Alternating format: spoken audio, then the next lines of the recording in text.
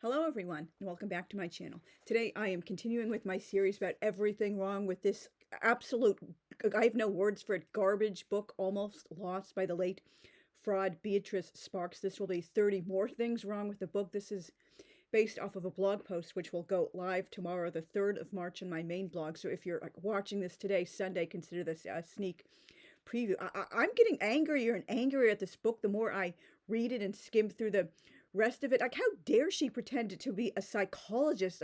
Even on paper, that's a crime in many states, including Utah, where she lived. How dare she pretend, oh, you can easily cure depression with these simple things. It's your fault, really. You're just not trying hard enough to be positive and have a pause-tude if you're continuing to be depressed, and just dump the whole gagging load of garbage in the past. Don't even wallow in it. Just repress your trauma and smile and keep sweet like a good little Molly Mormon or Peter Priesthood. I am going to have so much more to rant about her pretended psychologist job when I do a whole video about how she knew jack about psychology. Is well, maybe I'll even save that one for mental health. I'm just so angry, particularly as someone who's suffered from cyclical depression for many decades. So anyway, let's just start getting down with it. Dr. Fraud's literary offering of 1996, and I do believe, based on what I've read elsewhere, she had a spin-off or companion volume to this, another fake diary, but it apparently appears to have been yanked off of the market super quick when this book did not sell or get reviewed well. So anyway, this is by far one of her absolute worst, and that's saying a lot given how crappy her books are. Even the worst of her fake journals attempt to have actual plots, even though they're bad plots and not well developed at all, and aren't 99.9% dialogue of extremely unrealistic therapy sessions. Who wants to read any book, either a fiction or creative nonfiction, or anywhere in between, that's basically this happened, then that happened. It's all a bunch of talking heads. There are no active scenes, and it's all telling instead of showing. So anyway, picking up the numbering from the previous videos. Number 41. Seriously, what even is supposed to be the point of this book? I'm so confused. There are so many disconnected, random, contradictory elements, events, and themes mixed in. She just loved packing in as many of her pet crusades as possible. For example, so how can Sammy be depressed if he somehow has enough energy and self-awareness to run away from his family and live on the streets and join a gang, and he likes getting jumped? Does he want to off himself, or is he just angry at the world?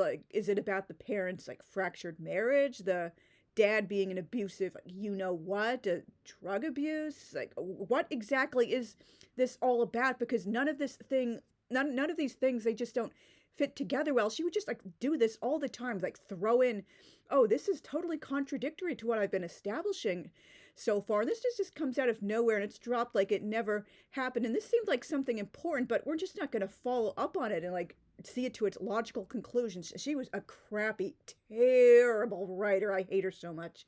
Number 42. It's really gross, creepy, unprofessional, and infantilizing, to say the least, how Dr. Fraud constantly uses epithets like sweet, neat Sammy, super Sammy, smart Sammy, and dear, sweet Sammy. What? I wouldn't even say that to a toddler I was trying to encourage with toilet training, or a child I were tutoring. Oh, you're so smart, Kayla. You can really do it. Yeah, go ahead, Jack. You're doing so well with math. Yeah, you go, Janie. You use the potty like a big kid. Now, that sounds stupid, even when you're talking to an actual literal child. And I'm sure even they would think that's kind of stupid. There are ways to normally encourage someone without sounding like you're treating them like a little pet, or like a overgrown baby. I'm surprised maybe this will even happen. As I get further through it, she'll burst out with that sorry not sorry dumbass catchphrase of Michelle on Full Toilet, as I call Full House. You got it, dude. Oh boy, I hate her so much. Number 43. Dr. Fraud gives herself yet another ego boost. Oh, she was getting off so hard on writing this book. Every time Sammy exclaims, "Wow, Dr. B, that's totally amazing. Tell me more, oh magical font of wisdom." Said no person getting therapy ever. She knew jack squat about what actually happens in a therapist's office or therapy sessions. Number 44. This is so personal. As someone who has struggled with cyclical depression for decades, it makes me angry beyond words how Dr. Fraud not only claims people suffering from depression make themselves worse with things like self-pity and negative thinking, but that science supports this. Like, no, it doesn't. Not at all. You're totally misinterpreting and like lying about that on purpose. Way to completely misrepresent scientific research so you can force your morgue spin onto it. And I will have so much more to rant about this when I get to the like psychology video, like why we know she like didn't understand anything about how like the brain works, like psychology, like modern thinking, like teen cognitive development, absolutely nothing. It makes me so angry she got away with pretending to be a clinical psychologist and have a PhD. She didn't even have an associate's degree, no kind of college degree at all. She even dropped out of high school, didn't go back for her GED. Number 45. Every conversation feels completely fake.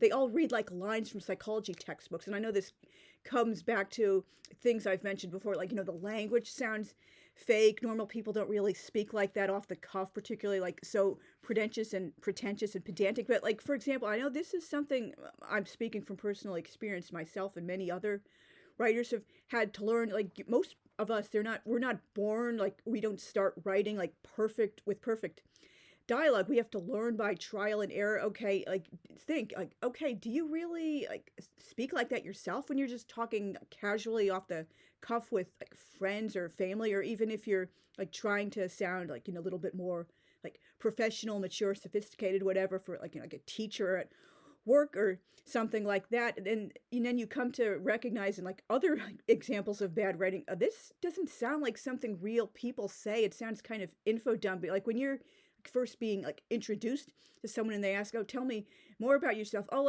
I know you went through the same experience with like me, like, we're both like immigrants from like World War II or something like that. Tell me a little bit more about like your own experience. Like, oh, and that totally unprompted, giving like a 6-story uninterrupted like info dumpy monologue, and there's no like normal back and forth. I could just like open this up to like any page and it would just be so like freaking stupid. Oh, here's like, excellent, you not only get an A plus but also a good star on the forehead. You'd make a good therapist. Maybe next time we should trade places. Oh, Sammy, you're so smart. I wanted to screw off the top of your head and pat your brains. And it's like every corpuscle in my body was totally engaged when he's talking about the being jumped in school. Oh, do you think I have multi-personalities? Yet again, not understanding. Gutless. How could she and Mom and Dory and Dana all have changed so much, become such plastic, gutless wonders, so unaware of what was really going on out there in the black, bloody, cannibalistic world that was just outside their door, waiting to get them too? That was me exactly. I had allowed, probably even encouraged, hate and hostility to grow inside me like some mutated evil zucchini. Until it had not only taken over my mind and my heart, but my body and my soul, and was now branching out to try to take over everyone that came close to me. I got so paranoid about that happening that I wouldn't let any one of my family get too close to me. And he's talking where it's I was almost worth the excruciating pain in my chest and my kidneys. And at last, when I was thoroughly intoxicated by the action and the attention, and I felt I had almost won the fracas, I let my arms drop to my sides and told Thing I wanted to join his gang. Like, there's so many stupid like things like this. Like, who the F is talking like this in any kind of conversation? Like, even when they're like, you're not even trying to.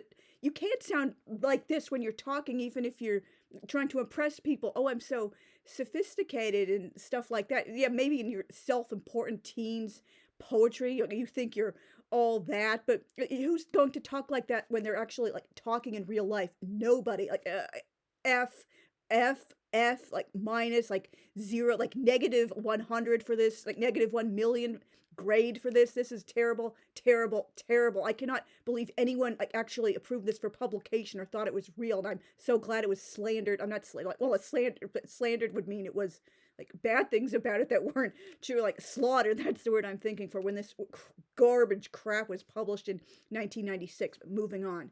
Number 46. How the hell does getting jumped by Thing, like the name of this other dude, at school magically make Sammy feel alive after a long time of hating everyone and everything, and inspire him to join the Harpoon Gang? I mean, I'm not a dude, obviously, so like, tell me if I'm wrong? Is that really something a lot of like men or like teenage boys think? Oh, I was so angry and like bitter and depressed and hateful of the whole world, but like suddenly someone beat me up at school, and wow, that really snapped me out of my funk, and I wanted to live again. Like that just sounds totally bizarre. I've never heard anything like this, but again, total like F on understanding psychology in the teen brain. Number 47. This is so stupid. How does Sammy make a big gash in Thing's cheek from a pen? What? Is this supposed to be an extra, extra, extra fine Japanese fountain pen? Japanese pens are like famous for like writing at least one size smaller than like most Western fountain pens. I can't picture a standard ballpoint or even a roller ball physically maiming someone. Like, what? Again, she's so unrealistic. Did not understand anything about reality. Number 48. Dr. Fraud, so racist, gets in yet another dig against rap by having Sammy say he used to be into real music. Oh, you a-hole. Rap has never been my preferred musical genre, but I do love listening to the rap critic for like 12 years now. But it's still as real as any other genre. I mean, you don't have to like it or understand it, but at least respect it's a form of music that speaks to like a certain demographics. Like, if you're like growing up in like an urban, like mostly black or maybe Hispanic, like poor white environment community, that's going to like talk about the things you face in everyday real life. Or maybe you just want to like, if it's not like hard hitting social issue rap like the rap critic loves, it's just like something fun to like dance to at the club, or like relax to and like kick it with your homies at a party or something. Like that does not mean it's not as real as other types of music that are like more established and historic. What an racist a-hole. It's just a lot different from things like classical, rock, pop, jazz. Oh, I hate her. Number 49. It's quite normal. Yeah, imagine that. Boundaries. Not at all stupid for a 15-year-old boy to not want his mother to see his genitals. Like, what? Why would you even mention that in therapy? Dr. Fraud was so trying to make this read like a novel instead of a believable case study. Oh, I didn't want mommy to see my privates. Oh no, for some silly, stupid reason, even though she's a nurse and she's seen so many male privates, because 15-year-old like ex-gangbangers are totally talking about privates instead of using, you can fill in the blank, any vulgar, vulgar slang term of your choice. And, oh, I had to keep my shorts in my body so mommy wouldn't see my precious privates. I felt like she would be invading a special brotherhood after I joined the gang with the other boys. Like, it's normal to not want to see your opposite, to not want your opposite sex parent to see your genitals when you're like growing up. Like, I'm lost for words. She would even like think anyone could relate to this, or oh, it really is stupid. You didn't want your mother to see your genitals when she was helping you after you got beaten up. La la la. Number 50. This is again stupidity and total lack of understanding of psychology. Sitting under a bright hot lamp does not magically cure depression. I'm so angry at like all this crap she's claiming. Hopefully nobody actually took this to heart and felt, oh, something is wrong with me. I'm not getting over depression because I'm trying to think positive thoughts, and I bought a nice heat lamp to sit under as many hours a day as I could. Something's wrong. I'm maybe going to unalive myself. Oh. Number 51. Dr. Fraud pushes the point of view that gagging garbage, she loves that phrase, so many books, should be dumped all at once or very quickly as possible, and then never thought about again. Like, that's so totally normal to do. Well, bad memories do, for most people in the best case, eventually start fading and no longer impact our present lives so strongly. But, we still, come to it. Sometimes it just reminds us at odd times we're, triggered by something, or just, the rest of our lives are informed by what we went through in the past. Like, we positively transform the past and the pain so we can use it to live better lives in the present. But what she's advocating reads like repressing trauma rather than processing it for as long as it takes. Her characters are notorious for among many other things. So well, how am I still thinking about almost being raped? It's always already been 24 hours. It's been a week, and how can I still think about this? I should be Pollyanna. I'm just a terrible person. I'm being too jaded and negative and mistrusting. I am not even making this up or being hyperbolic. Her characters literally say stuff like this over and over again. Number 52. And what a surprise! She advocates brief therapy so people can work through their issues by themselves after a few feel good lectures. Oh, I'm just giving you the tools, Sammy, to build your own cathedral. And you can like help yourself after this. Like, thank God she was not an actual psychologist. Like, she should have been reported if she actually were. And if I'm giving her the benefit of the doubt, like maybe she really did have some kind of calling, as the Mormon church likes to call it. They love shunting people into endless calling, so they have like almost no life outside of the church, combined with like stuff like family home evenings, family like visiting home teachers, like, other kinds of home teachers, all sorts of stuff like that. So you have almost no life outside of the so-called church. So maybe she had some kind of uncredentialed like thing she did, where she provided like who knows what kind of like counseling advice to teenagers. But like again, I'm so glad she was not an actual psychologist, and I even worry about like the real teen she might have like counseled in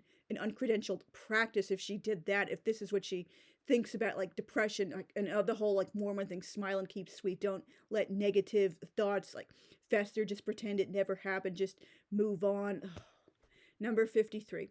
I heard exactly no one in the 90s using the slang terms pause for positive and negs for negatives. And I mentioned this in a previous point in another video. She's constantly harping on pause tudes and neg tudes. She really thought she was down with the kids by using slang terms no one freaking used in the 90s. And she's many times she'll still be using like drug slang and other stuff she was using when Jay's Journal and Go Ask Alice came out. Like, join with the times, like old crank. Number 54. Dr. Fraud thinks revisiting ugly things from the past is wallowing, as she constantly calls it in all of her books, and that you couldn't possibly ever have any reason to think of less than happy memories if you dump it completely. Yeah, that's so realistic. Way to demonstrate your total ignorance of psychology yet again. Number 55. She dares to say people suffering from depression are selfish and disgusting for not snapping out of it on her timetable. And like Sammy's like, oh, I'm so sorry. Like, I'm being a terrible person. I'm really behaving in a disgusting manner. How could I be so selfish and let myself be depressed and not just snap out of it and be a good Peter Priesthood again? Number 56. Some people might go to a therapist or doctor because they just want a friend and sympathetic listener. That's, very understandable. But it's a huge violation of professional boundaries for that doctor or therapist to actually develop a friendship and start treating the patient like an actual friend. Like, oh, I'll hug you again, Sammy. I'll pat your arm. I'll give you a nice massage for the 50th time. I'll talk to you like we're besties. Oh, thank you for coming again, friend. Precious sweet Sammykins, la la la. Again, I'm so creeped out and concerned if she actually had access to real teenagers in an uncredentialed counseling, whatever. Number 57. Dr. Fraud constantly gasses on about her listening room, where clients can listen to the playback of their therapy tapes anytime they want, as many times as they want. And she also gives them the tapes to take home and listen to. Yeah, I know this is kind of dated. Like, how many people actually listen to cassette tapes anymore? This isn't common practice at all in clinical psychology, with the notable exception if you're like an intern or training or just starting out. And so you listening to the tapes with your academic advisor or your supervisor in your brand new job. So, okay, this is what you did correct, Janie or Johnny, and this is things you can work on for the next time. Or of course, if the client asks for it or consents because they want to maybe listen to it themselves at home, work through it on their own, maybe they're journaling, something like that. But it's just not something you just constantly do as a matter of course. I would be so creeped out if I went to a psychologist and they taped me without my knowledge or consent. And again, there's never a single mention, not even once, she'll be taping their sessions. Like, hi Sammy, just so you know, I'm going to be taping everything we say. Is that okay? Or it's my the thing I do, I tape all of my sessions. Are you okay with that? Or I'm going to do it no matter what. Or here's a consent form for you to sign. Nothing.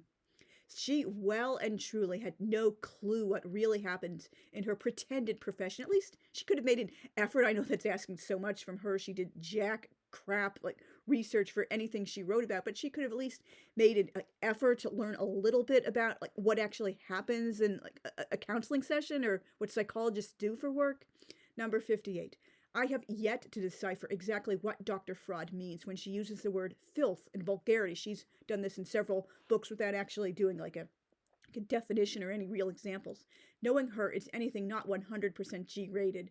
Number 59. Dr. Fraud's ignorance and classism, surprise, surprise, are on full display when she says many kids living on the street might have done better if they had known better. Oh, how dare you. She knew jack about the complex forces driving poor people to desperation. Like, they only wouldn't have, like, started using drugs or, like, run away from home or felt like a gang was their only option, or they wouldn't have, like, had sex out of precious wedlock, or had a child out of wedlock with someone they didn't want to marry at all. If only they had, like, known better, gone to church, la la la.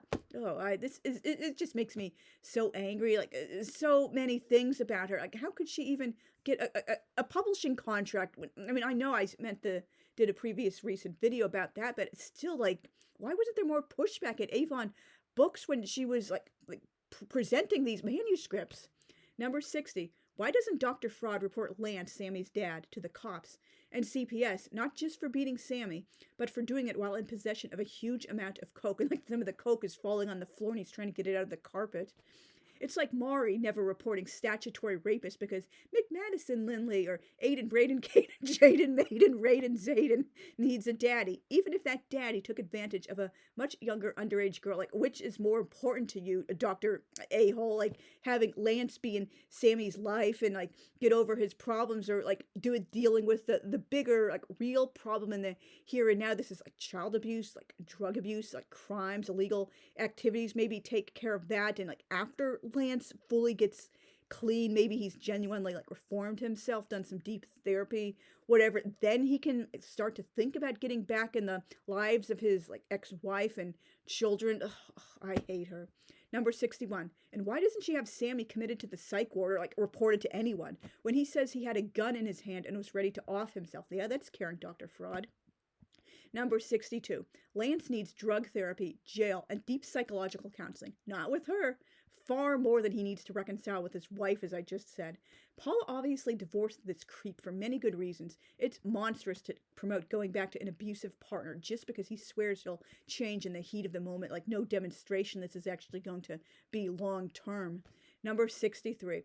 I laughed out loud at how Dr. Fraud felt the need to define slang in parentheses and dialogues, like telling everyone what a blunt is, or this is what MJ is. Oh, buggies, that means cars. And I'm sure some of this, like, slang might even be, dated to Go Ask Allison. Even if you don't know what the slang is, and if it was actually really used and still current popular in the 90s, you can kind of figure out from, like, context clues. It's just so stupid. And even if she felt the need to define all this, why not just use a damn footnote instead of parentheses in a dialogue? That's dumb. Number 64. Dr. Fraud never missed an opportunity to lecture about the inherent evils of drugs of any sort and how they automatically lead to rack and ruin. Number 65. Not all negative feelings are inherently bad. Like, sometimes, like, it's good to be critical of people and things, or we can, like, transform them, or it's, like, totally, like, unnatural to smiling all the time and being unnaturally happy. It's not normal or natural to smile and keep sweet 24/7.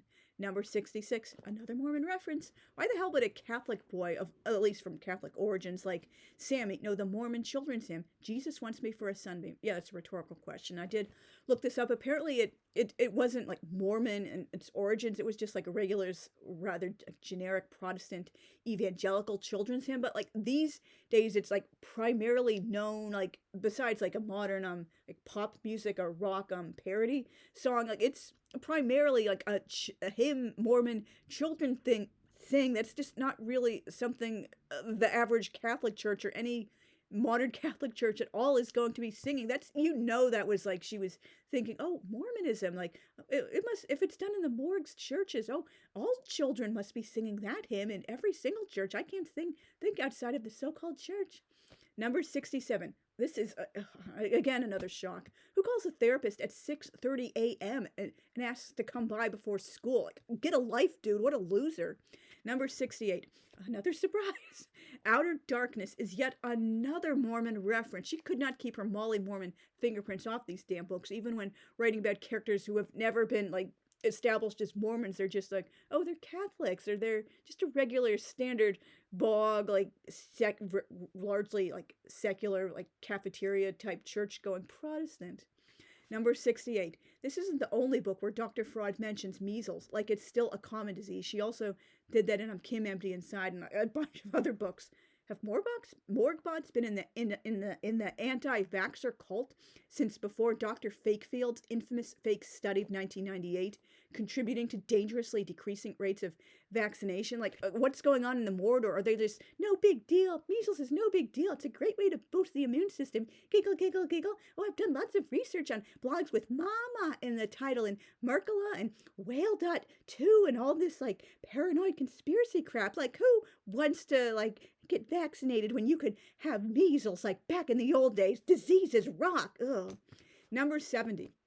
Like many of her other characters, Sammy too resolves to become a counselor so he can help other kids. And the book closes with him, oh, there's this friend of mine. She's depressed too. I'm going to refer her to you so she can get some pause-tudes, and cue the all caps, the positive power of positive thinking, and cure her depression with magic at the speed of light. Oh boy, this book is just, it's terrible, absolute garbage. The only reason I'm choking this down, even though it's not a fast, quick, easy, fun read at all, is because I like to take one for the team and negatively review these books and blog posts and videos, like, rip them apart, warn other people away from them. As I've said many times, the only reason I would ever recommend anyone read these books, besides the reasons I do, is if you're like writing contemporary, edgy YA and or books in journal format, and you want a great blow by blow, like point detailed lesson in how not to write those subgenres. It's just crap, garbage. I cannot wait to be done with this terrible book. Oh, may she like roast in like the ninth circle of hell. So thank you guys very much for watching, and I will see you very soon with another video. I will be doing some middle grade March videos, as well as, of course, more videos on this book, and as well as other many Beatrice Sparks videos. Like, I have a lot of fun making these like videos, like even if I don't really get any comments on most of them, because it's just fun to like, rip her apart, and I laugh a lot. And she was just like, it's unintentional, like endless entertainment from her. So thanks again for watching. Bye.